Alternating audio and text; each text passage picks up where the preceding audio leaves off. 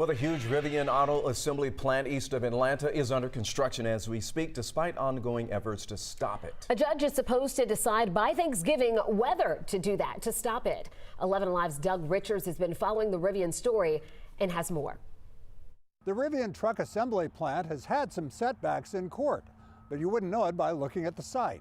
And with all the constant, digging and banging, and the amount of equipment over there. Edward Clay looks across the road from his home and sees a sprawl of heavy equipment tearing through 500 acres of what used to be a hayfield. This was about 2 weeks after they broke ground. At his house, days after the work started across the road, his wife noticed their ice maker had started turning brown. You can't even touch this filter. That's nothing but mud. This was the water filter he found. They're digging a hole right now that's deeper than my well is. Clay's home uses well water. Residents here say there is no city water line.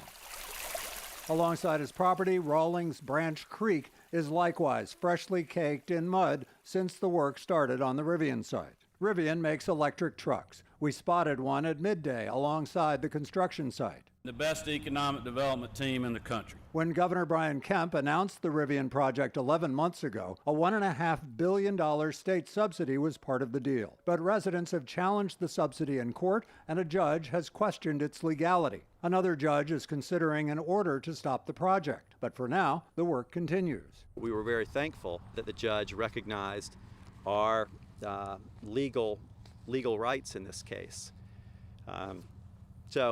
So we were very surprised that they began with the grading of this land. They have graded well over 300 acres at this point on top of an aquifer recharge zone. There is more at stake for the state than just this truck assembly plant.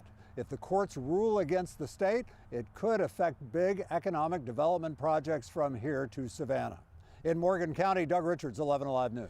A spokesperson for the State and Development Authority overseeing the Rivian site sent us a statement late today, saying in part that it says that the state takes environmental concerns seriously. And it also says, quote, alarmist claims and complaints about this situation are not aligned with the facts and are agenda driven.